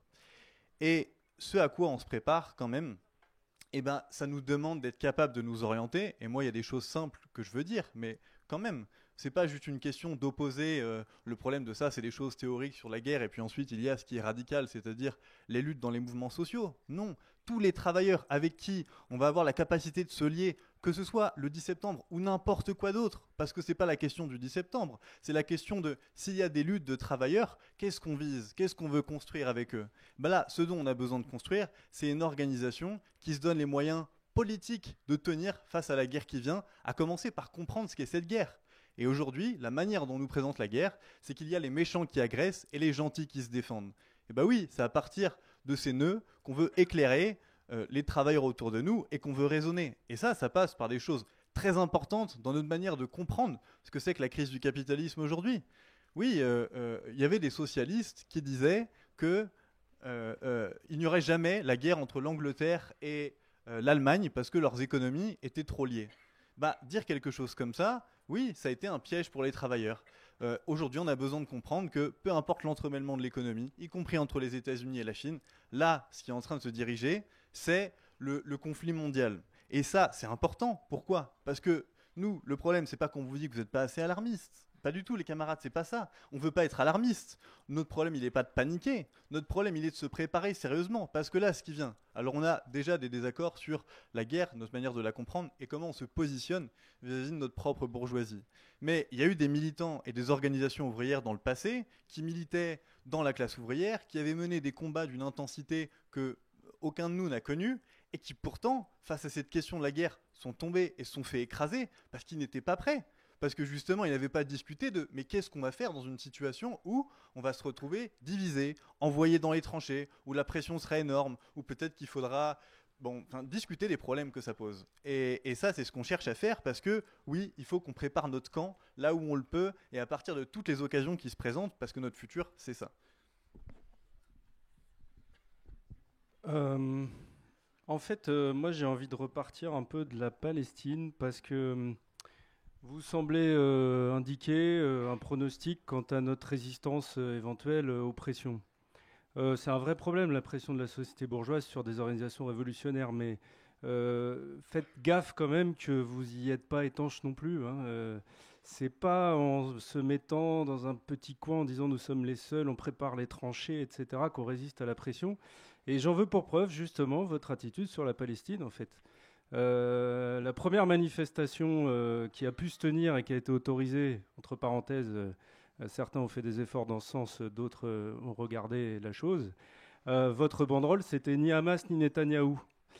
Certainement en réponse à la pression qui était effectivement assez forte de présenter le peuple palestinien et la direction nationaliste du Hamas comme étant responsables, agresseurs contre l'État d'Israël, mettant jusqu'en cause son existence. Ni Hamas ni Netanyahou. Et aujourd'hui, parce que les erreurs, elles se payent toujours, aujourd'hui, dans votre texte de congrès, vous partez de là pour dire « Ouais, à l'époque, il y avait de la pression quand même, fallait le dire comme ça, mais maintenant, on est pour la défaite de l'État d'Israël. » Position correcte. Mais d'ailleurs, on est pour la défaite de l'État d'Israël parce qu'en cas de guerre entre les USA et la Chine, on serait dans le camp de la Chine. Position moins correcte. Enfin, les pressions, on va les subir. Et croyez pas que vous y êtes étanche, pas plus vous que nous. Par contre, il y a un truc dont je suis sûr, c'est que pour subir des pressions, pour mesurer les pressions que chacun a subies et celles auxquelles on cède et auxquelles on ne doit pas céder, il faut discuter. Il faut discuter. Et pas comme s'il y avait ceux qui étaient immunisés et ceux qui n'étaient pas immunisés, mais il faut discuter. Et je vous demande quand même d'entendre. Alors, discuter, la meilleure discussion, nous on l'a pratiquée dans le NPAR parce qu'on est le résultat de la fusion par construction de différents courants. La meilleure discussion, c'est la pratique. On est marxiste, nous aussi. C'est la pratique, et donc c'est dans l'intervention. Et donc je le redis, mais dans l'intervention par rapport au 10 septembre, il va y avoir des discussions qui vont naître. Et nous aurions intérêt à échanger de près un certain nombre d'informations, au moins pour s'orienter, se comprendre, et plus important, éventuellement, saisir des occasions si elles se présentent. Enfin, camarades, la question des comités de grève, on l'a chevillée au corps. Ils ne peuvent pas parler parce que voilà, il n'y a que la tribune qui parle cet après-midi, mais les camarades postiers, les camarades cheminots, les camarades des hôpitaux, les camarades de l'industrie, je pense qu'il y a une longue liste de camarades qui se sont bagarrés pour avoir des comités de grève, et vous avez bien raison de souligner qu'à chaque fois c'est une bagarre, c'est même une petite prise de pouvoir dans la lutte contre la bureaucratie syndicale, et c'est exactement pourquoi la forme comité de grève est même plus importante encore que les acquis et la victoire éventuelle d'une lutte, parce qu'elle donne aux travailleurs la volonté de prendre leurs affaires en main et un jour de prendre le pouvoir. Ça, c'est notre point de vue. C'est notre point de vue communiste d'ailleurs. Donc, ne nous taxez pas, s'il vous plaît, de suivistes des directions syndicales. Pourquoi on se délimite de la gauche institutionnelle? Mais enfin, vous avez vu l'histoire de l'extrême gauche? Vous habitez sur la planète Mars? Comment ça se traduit, les pressions bourgeoises sur les militants syndicaux? Oui, bien au-delà de la bureaucratie, même syndicale et de ses sommets. Comment ça se traduit, les pressions bourgeoises, même dans la tête de travailleurs? Les travailleurs, aux dernières élections, ils ont fait quoi? Il y en a une partie qui s'est abstenue, il y en a une partie qui a voté RN, il y en a une partie qui a voté NFP. Ça existe, ça, c'est comme ça. Il faut bien se délimiter par rapport à ça, et vous le faites vous-même d'ailleurs. Et vous êtes les premiers à reprocher, à juste titre, à Philippe Poutou de parler indistinctement de gauche de combat, puis de rejoindre Mélenchon dans les législatives, et nous aussi. C'est pour ça qu'on se délimite. Bon, alors, ensuite, je voudrais quand même faire un petit rappel. C'est qu'on va avoir devant nous, et ça Armel l'a dit, on va avoir devant nous des campagnes électorales. Et les campagnes électorales, on a beau ne pas être électoraliste, et on ne l'est pas du tout parce qu'on ne pense pas que ça puisse changer quoi que ce soit à la situation, un résultat électoral. En tout cas, on sait bien que les élections, c'est une tribune très importante, d'autant plus importante dans des situations de péril, telles que vous les décrivez, et telles qu'on les pense nous aussi. C'est une tribune très importante pour faire valoir les intérêts de classe des travailleurs, pour faire valoir une stratégie révolutionnaire et pour faire valoir un programme de lutte pour le monde du travail. Pas que pour la lutte dans les tranchées, mais la lutte aussi, maintenant, tout de suite, après-demain. Un programme de lutte pour le monde du travail. Dans ces campagnes électorales, on pourrait dire plein de choses en commun. Et en fait, dans ces campagnes électorales, et là je reviens à la délimitation de la gauche institutionnelle, excusez-moi, dans ces campagnes électorales, il y aurait intérêt à ce qu'il y ait délimité de la gauche institutionnelle un pôle des révolutionnaires qui s'affirme. Que ce soit dans des municipales que ni nous, ni vous, à mon avis, ne prenons comme, enfin cette fois du moins, ne prenons comme une possibilité de faire des alliances avec la gauche ou des alliances avec des associations locales ou de défendre un programme localiste comme si on pouvait changer les choses à l'échelle d'une municipalité. Non, les municipales, c'est un programme politique national qui donne un programme de lutte pour le monde du travail, qui donne des perspectives communistes et qui affiche un profil de classe. Que ce soit pour d'éventuelles législatives, peut-être que ça se précise, on verra. Eh bien, dans tous les cas, nous pensons que nous aurions intérêt, au niveau des moyens à déployer pour ces campagnes, au niveau de l'intérêt à gagner en surface pour les idées communistes et révolutionnaires, à se donner les moyens de discuter de comment faire ensemble. Il y a plein de manières de faire ensemble. Comment faire ensemble ?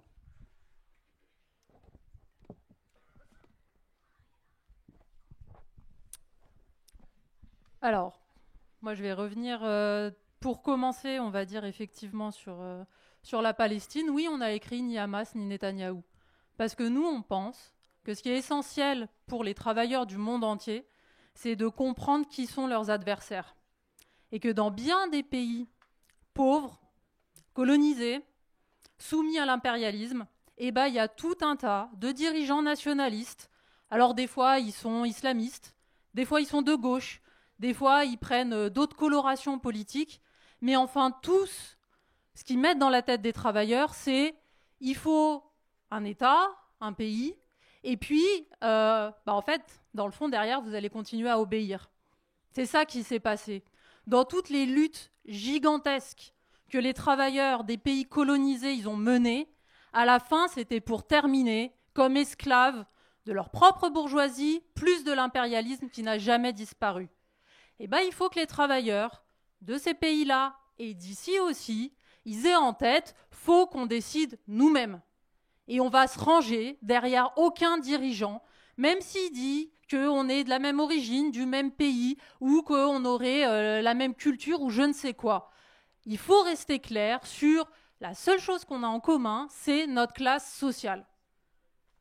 Et ça, bah oui, ça veut dire trancher. Ça veut dire trancher avec tout un tas de courants qui parcourent aujourd'hui des milieux politisés et auxquels, pour le coup, vous n'êtes pas imperméables. Alors nous, on ne prétend pas avoir une solution miracle. Hein, effectivement, on est matérialiste. Et on se dit que, par contre, c'est une préoccupation. Et on est une petite organisation, effectivement. Et une petite organisation, faut qu'elle ait des priorités. Une petite organisation communiste révolutionnaire, son seul rôle, c'est de s'implanter dans la classe ouvrière.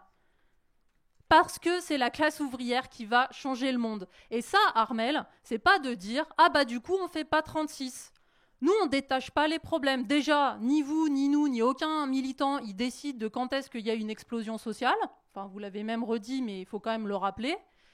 Deuxièmement, on peut tout à fait mener une politique dans ces moments d'explosion sociale qui démarre sur tout un tas de sujets. Évidemment que la prochaine explosion sociale, elle ne va pas démarrer sur la perspective de la Troisième Guerre mondiale. Enfin, j'en sais rien. Elle va peut-être démarrer sur les 2 jours de férié là, qui veulent nous faire sauter ou sur autre chose. Mais le problème de fond, c'est est-ce que les travailleurs, ils ont une organisation à eux, une politique à eux et une conscience de qu'est-ce qui va leur tomber dessus. Parce qu'en fait, ce qui nous manque, c'est ça. Ce qui nous manque, c'est de préparer des périodes. Et la guerre, c'est pas on arrête tout. Non, dans la guerre, il y a des noyaux de communistes révolutionnaires qui tiennent bon et qui permettent que quand les travailleurs ils relèvent la tête, ils aient une politique, ils aient un drapeau et ils sachent à qui s'en prendre. Donc, moi, ce qui me choque, ce qui me choque dans ce que vous sous-entendez, c'est qu'on écrirait des choses et puis on discuterait d'autres choses avec nos camarades de travail. Non, en réalité. Nous, on pense que les travailleurs, ils sont capables de comprendre. On sait même, parce qu'on les mène, les discussions, on sait que les camarades à l'usine, dans les milieux qui nous entourent, ils sont tout à fait capables de comprendre. D'ailleurs, la plupart de ceux avec lesquels on discute, dans les boîtes ou sur les marchés, eux, ils ont conscience qu'on a la guerre qui nous pend au bout du nez. C'est eux-mêmes qui nous en parlent. Alors après, le problème, c'est qu'est-ce qu'on fait face à ça, parce que ça apparaît et ça l'est quelque chose de gigantesque. Et les travailleurs, eux, ils sont bien plus conscients, j'ai envie de vous dire, que vous, de ce qui va nous arriver. Et après, comment on fait face à ça ? C'est là que tout démarre. Et c'est là aussi que, non, ça ne changera rien d'être ensemble. Ce qu'il faut, c'est de la clarté. Et en réalité, voilà, menons l'expérience, faisons chacun de notre côté. Mais enfin bon, on a aussi quand même, on peut essayer de regarder un petit peu en arrière, pas trop longtemps. Mais vous avez fait un choix en 2009 de dire, on fait... Alors à l'époque, vous ne l'appeliez pas un pôle des révolutionnaires, mais ça y ressemble grandement, parce que c'était, on se regroupe entre révolutionnaires, on ne tient plus au communisme, ça finalement, voilà, on le passe sous le tapis, et puis comme ça, on va être plus gros, on va plus peser, et on va prendre la tête des luttes. Tirons un bilan, on est 16 ans après, votre organisation, en 2022, quand il y a eu la toute petite pression qui s'est exercée, elle n'a pas tenu la route. Et puis elle s'est séparée. Nous, ce qu'on se pose, c'est comment faire pour tenir, pour construire du solide. Et ça veut dire se délimiter sur une base de classe. Et se délimiter sur une base de classe, c'est ça aussi que Jean-Pierre, il a en tête quand il discute avec ses camarades à l'usine. Parce qu'on n'a pas deux faces, une publique et une avec les collègues de boulot.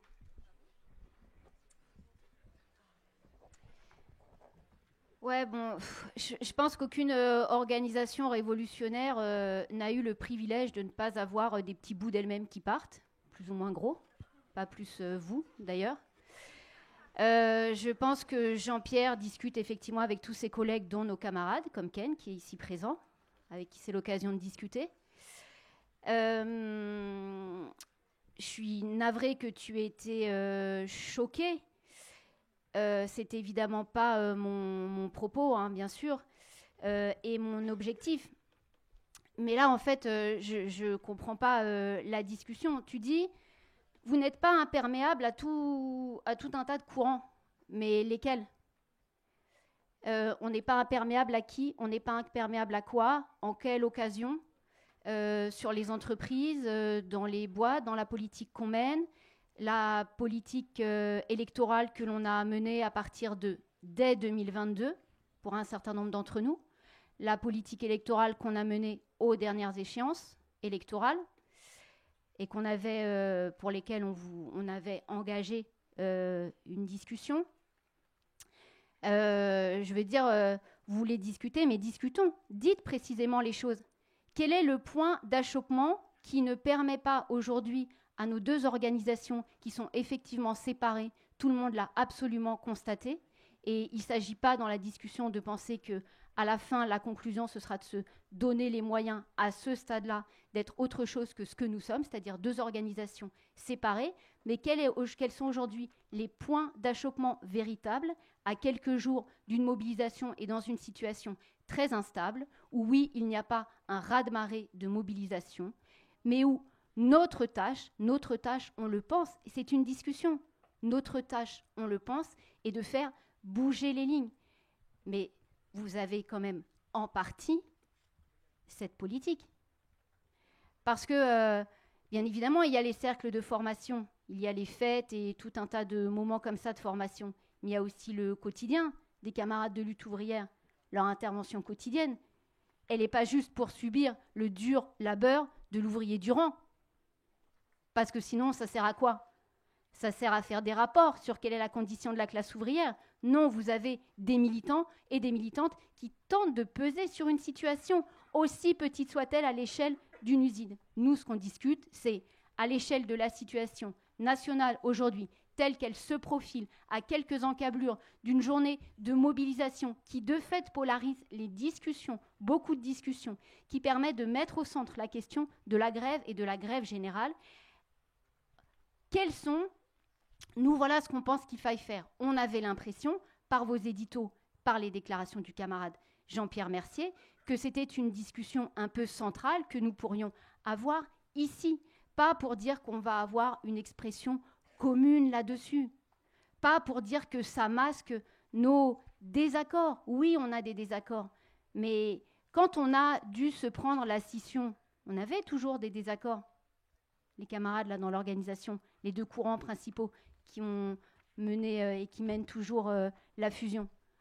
Elle n'a pas empêché de construire ce parti, parce qu'on construit aujourd'hui un parti révolutionnaire, et Jean-Pierre Mercier a bien raison sur une chaîne comme LCI d'affirmer qu'il est communiste et révolutionnaire, et c'est tout à son honneur de le faire. Donc la discussion, pour nous, elle est celle-ci. On a fait le choix de tenter, comme on l'a expliqué tout à l'heure, de construire avec des organisations un cadre de dialogue permanent. Quand je dis permanent, ce n'est pas tous les jours, évidemment, on se comprend. On trouve que le minimum en France, au regard de ce que sont nos deux organisations, et quel que soit, j'ai envie de dire vraiment, quel que soit ce que vous pensez de notre passé, aux uns, aux unes et aux autres, je rappelle que comme on est deux courants principaux différents, on n'a pas exactement le même, mais vous connaissez plus le passé d'une partie de l'organisation que de l'autre probablement. Quel que soit cela, on arrive à se créer aussi ce cadre-là. Parce que les divergences, moi je n'idéalise pas les rapports qu'il y a entre nos militantes et nos militants dans les entreprises. Bien sûr, il y a des divergences, il y a des désaccords qui se posent dans le fruit de la confrontation à avoir avec le patron, avec le taulier, avec l'administration, la manière dont on réagit, ce qu'on construit. Bon, mais quel meilleur autre moyen que d'avancer, que d'essayer d'avoir ce dialogue-là. Et c'est en ça que, bien sûr, on peut dire cette tribune-là, elle est qu'un moment. Et puis après, la vie repart. Les accélérations montrent que tous les éléments, tous les moments qui nous permettent de faire des pas ou de tenter de faire des pas ensemble sont des éléments importants. Et je redis encore une fois, je ne pense pas du tout, si je t'ai choqué, probablement vous dites la même chose aux travailleurs et aux travailleuses. Probablement, là n'est pas le problème. Mais je suis désolée, la manière dont l'a avancé Louis était de faire un préalable de ça dans les discussions, un élément prioritaire dans la discussion avec les travailleurs, les travailleuses. Bon, évidemment, ça ne correspond pas aujourd'hui à ce qui devrait être, de notre point de vue, les tâches essentielles des révolutionnaires.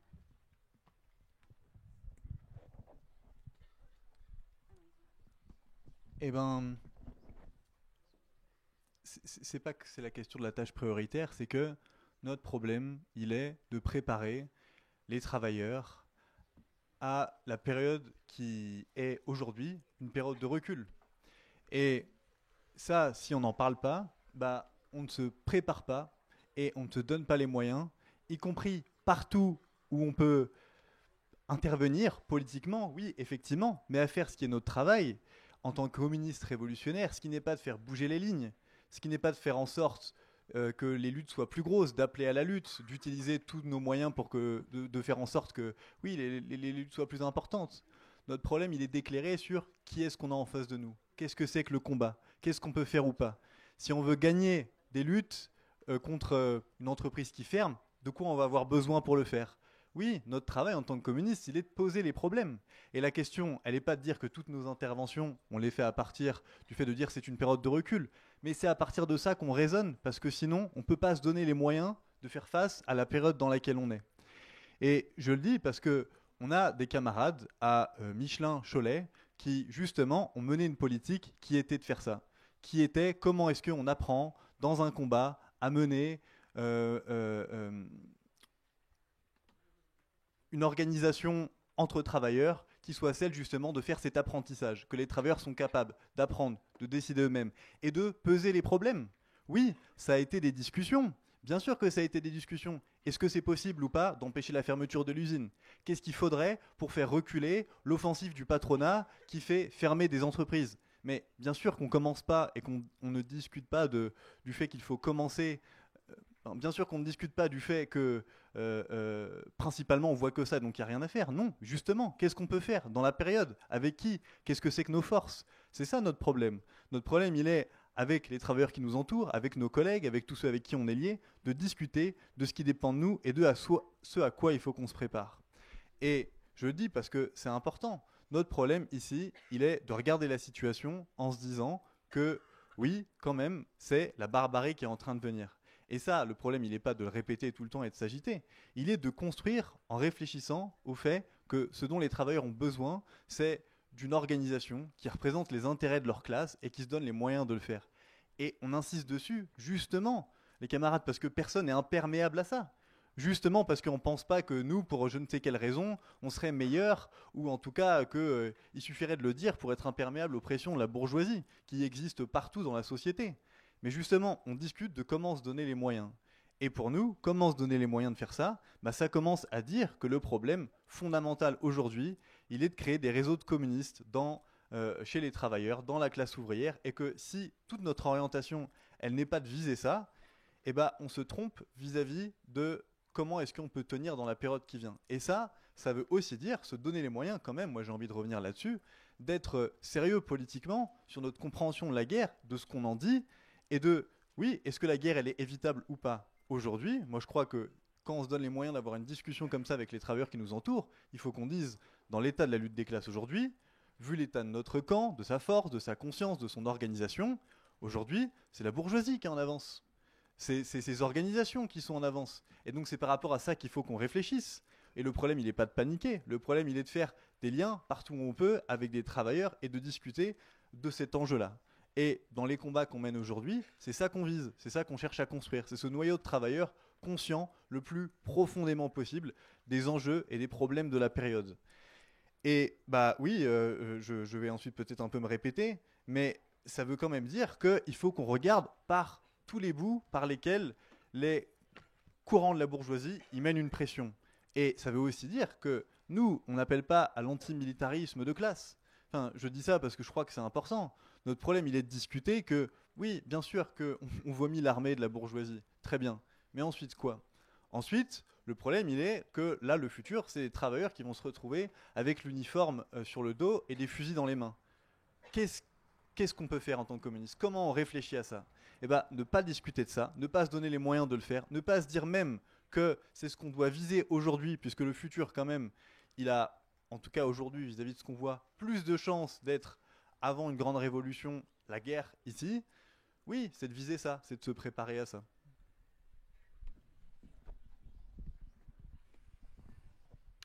En fait, pour revenir un peu sur un petit point de méthode, avant de discuter licenciement, comme tu as introduit ce sujet très important.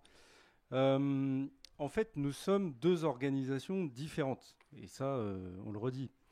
Est-ce qu'on veut fusionner ? Non, c'est pas la proposition. Même la proposition qu'on formule sous la forme de pôle des révolutionnaires, c'est pas pour former une nouvelle organisation comme le NPA de 2009 était une nouvelle organisation intégrée. C'est pas du tout ça notre proposition.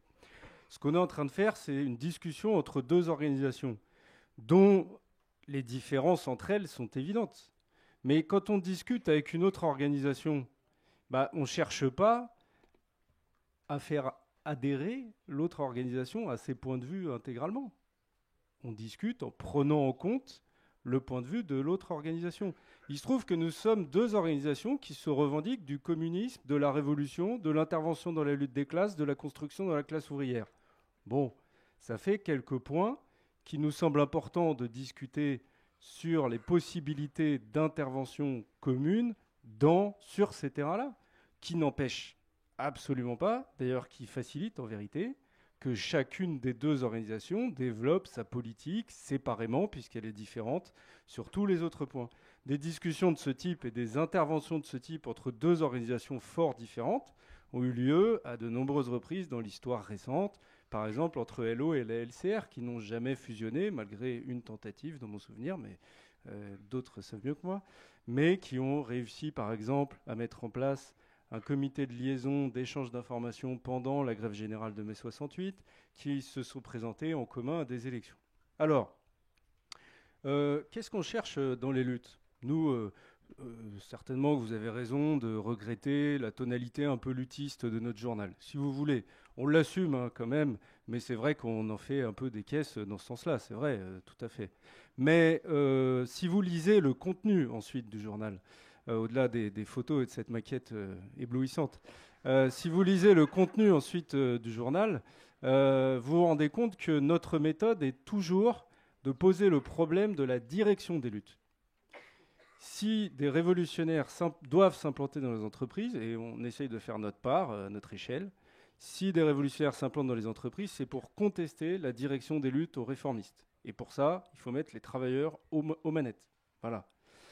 Et ça, justement, dans la lutte sur les licenciements, c'est tout à fait d'actualité. Alors, tu as dit à ta première intervention, Louis ou Marie, je ne sais plus, vous dites qu'on voudrait regrouper les luttes contre les licenciements et les luttes contre les budgets des universités. C'est une formule maladroite, surtout quand elle est isolée de cette manière-là. Il ne s'agissait pas de dire qu'on veut prendre la lutte des licenciements d'un côté, la lutte des budgets de l'autre, et puis mélanger tout ça et mettre les ouvriers sous la direction des étudiants.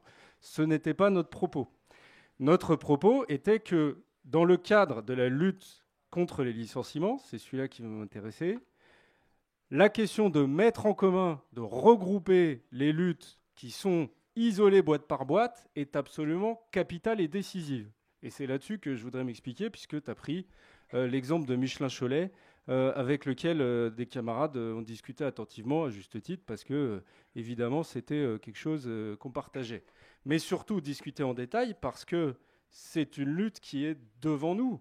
Non seulement les licenciements, l'hécatombe continuent, mais surtout, nous avons des camarades en position pour organiser cette lutte, qui ont déjà commencé ce travail, dans une usine d'importance, Poissy, qui a un pouvoir d'attraction qui fait qu'avec une politique juste et la vapeur pour la lutte, bien sûr, ça c'est pas nous qui décidons, pourrait présenter un pôle de regroupement dans toute cette vague de licenciements. Alors, dans les luttes pour les licenciements, on a la bureaucratie syndicale et la gauche, bah oui, désolé, c'est ceux qui parlent aux ouvriers, et l'extrême droite d'ailleurs aussi dans ce cas-là, qui nous disent il faut nationaliser ou alors avoir un bon projet industriel. Nous nous battons contre ces illusions. Nous nous battons contre ces illusions protectionnistes, nationalistes, de bons projets industriels. La classe ouvrière n'est pas là pour donner des bons conseils aux patrons qui savent à peu près faire au mieux pour leur profit. Ça n'est pas le sujet. Et le nationalisme est un poison qu'il s'agit de combattre pied à pied, surtout dans la période. Le problème de ces luttes sur les licenciements, c'est que pour dépasser ces fausses solutions, il faut dépasser l'isolement boîte par boîte. Et rompre l'isolement, ça signifie que partout où nous avons un doigt de pied ou une possibilité, ce que nous avons nous-mêmes tenté, rompre l'isolement, ça veut dire prendre des contacts et faire des liens entre travailleurs en lutte sans mettre aucun préalable. Oui, des travailleurs qui se sentent isolés dans une affaire de licenciement sont au pied du mur. Ils peuvent se retrancher très vite derrière des revendications du type indemnité ou alors des solutions institutionnelles de faire appel à des pouvoirs publics. Nous ne sommes pas là pour leur reprocher.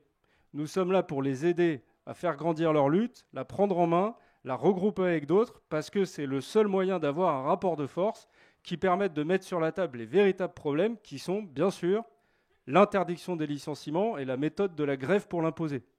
C'est ça qui est devant nous, c'est des contacts entre équipes qui peuvent avoir une importance capitale, un travail que nous avons commencé, que vous avez commencé, sur lequel nous discutons de différences tactiques qui sont extrêmement importantes et qui peuvent être capitales, mais qui sont des discussions entre militants révolutionnaires. Et c'est la troisième proposition qu'on vous fait à ce débat et sur laquelle on reviendra de toute manière dans les jours qui viennent, puisque nous avons beaucoup de points de contact entre nous.